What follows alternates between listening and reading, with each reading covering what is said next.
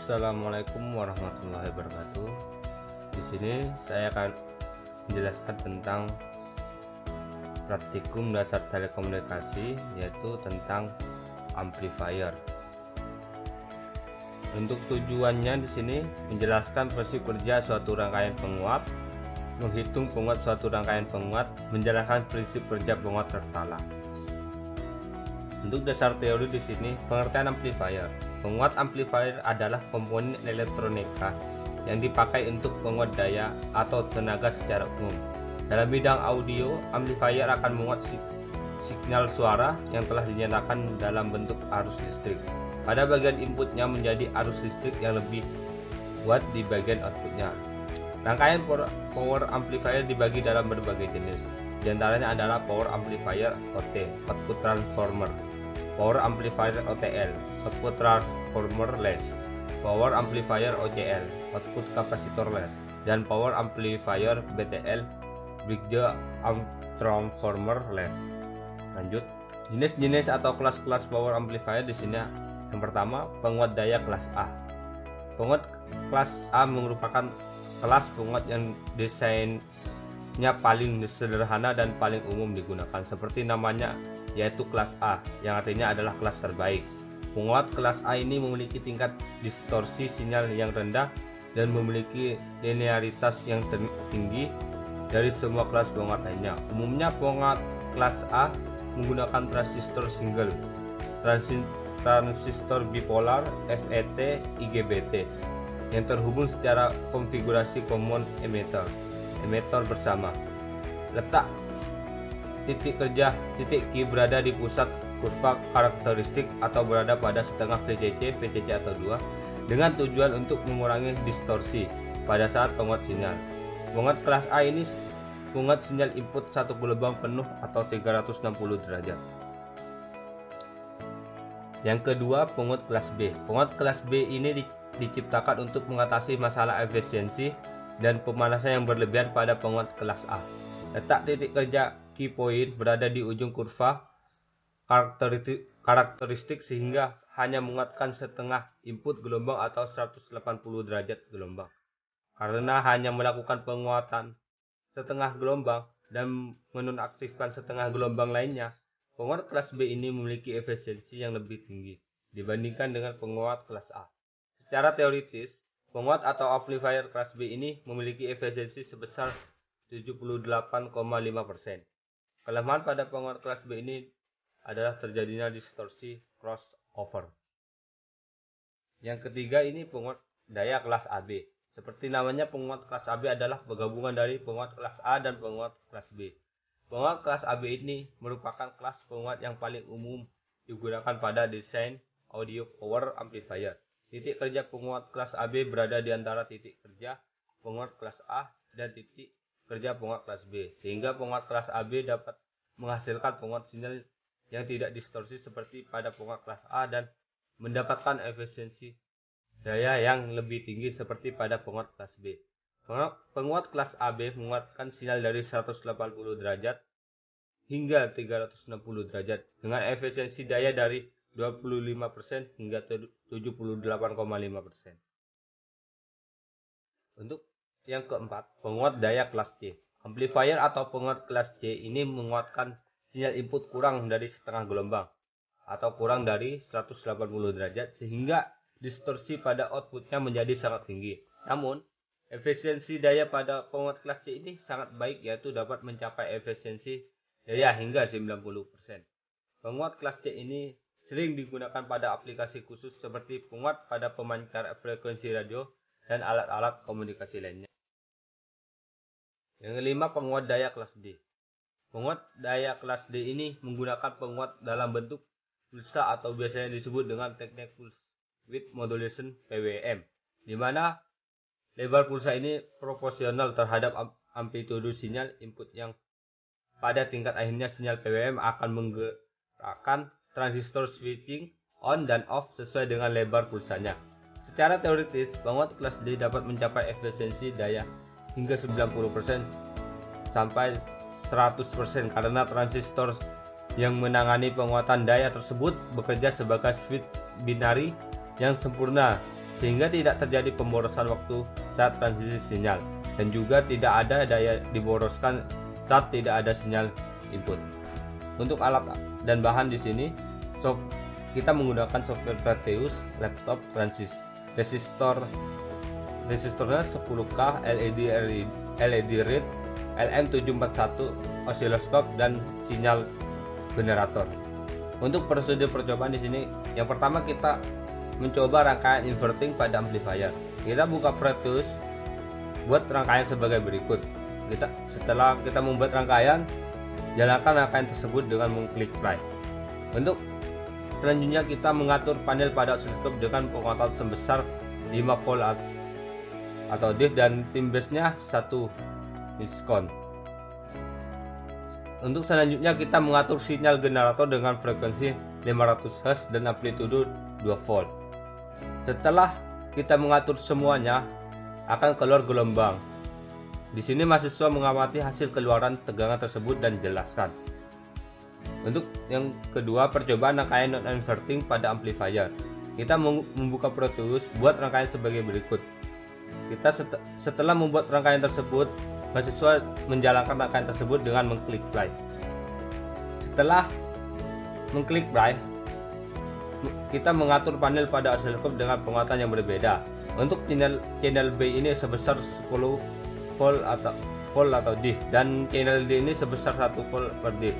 Untuk tim base-nya sebesar 1 milisekon. Jadi untuk channel B dan channel D ini sama tim base-nya. Dan selanjutnya mengatur sinyal generator dengan frekuensi 500 Hz dan amplitudo 2 volt. Dan setelah mengatur semuanya, mahasiswa melihat keluaran gelombang dan mengamati hasil keluaran tegangan tersebut dan jelaskan. Terima kasih. Kita lanjut ke simulasi rangkaian. Langsung kita simulasi rangkaian. Di sini kita akan simulasi rangkaian. Di sini rangkaian inverting pada amplifier. Di sini kita menggunakan signal generator RI 10K, RF-nya 20K, dan R3-nya 330 ohm, dan menggunakan LED read. Dan ini menggunakan LM741 dan menggunakan oscilloscope dan menggunakan powernya ada dua, power plus dan power main, yang di sini menggunakan 12. Langsung kita rangkai semua.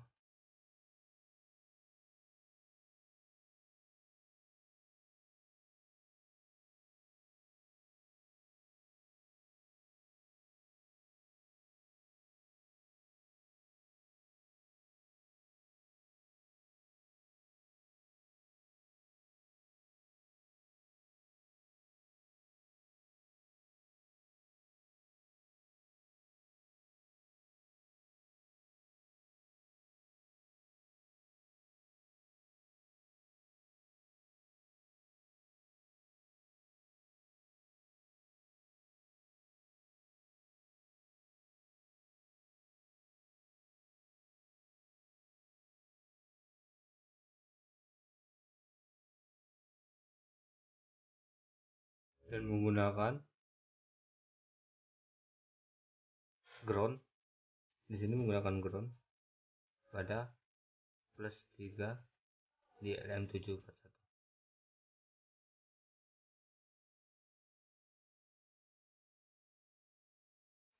Setelah selesai melakukan, kita langsung mengklik play.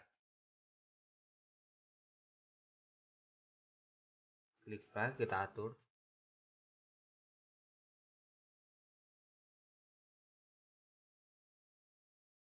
Dan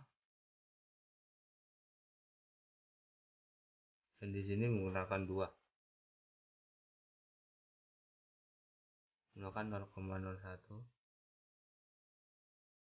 Dan di sini yang channel C tidak dipakai, kita hilangin aja dulu. Dan di sini kita kebawain dulu channel B nya, bebas mau dibawain, penting dibawain dulu. Nah, di sini untuk channel A dan channel B itu sama, volt diff nya 5 5 dan tim base-nya itu sama 1. Nah, di sini kita bisa lihat hasil gelombangnya di sini. Kita bisa menjelaskan keluaran gelombang ini dan keluaran penguatnya berapa. Nah, untuk di sini untuk inverting pada amplifier.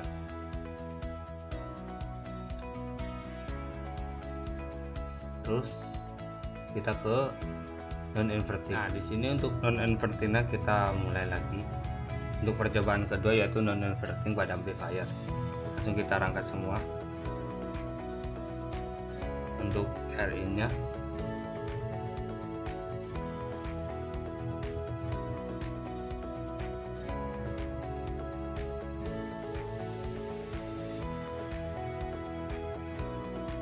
kita ubah ke RIN, dan di sini RFD-nya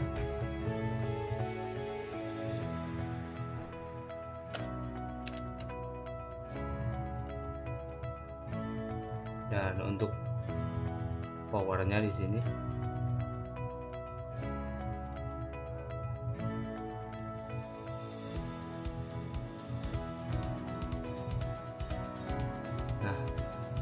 untuk powernya di sini menggunakan min 12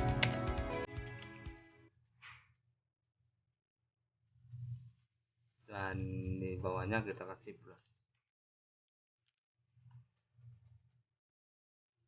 Kita ngambil oscilloscope.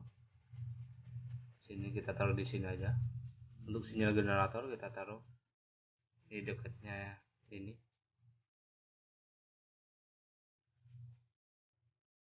Nah, terakhir kita sambungkan.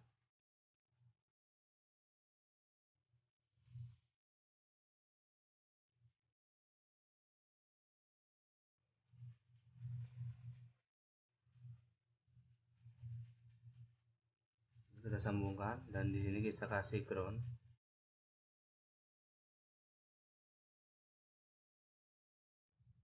Dan juga di sini resistornya kita kasih ground. Kita sambungkan dulu.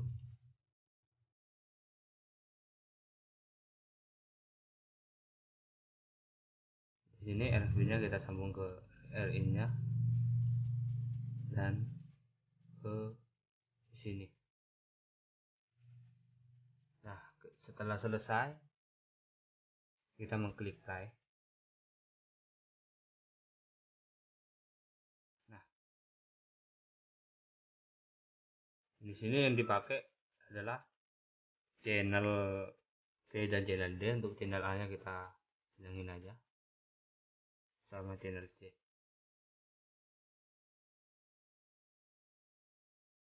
Nah, untuk di sini untuk channel B nya voltage-nya kita kasih 10 dan untuk channel D nya kita kasih 1 dan untuk tim base nya sama. Nah, di sini kita atur generator.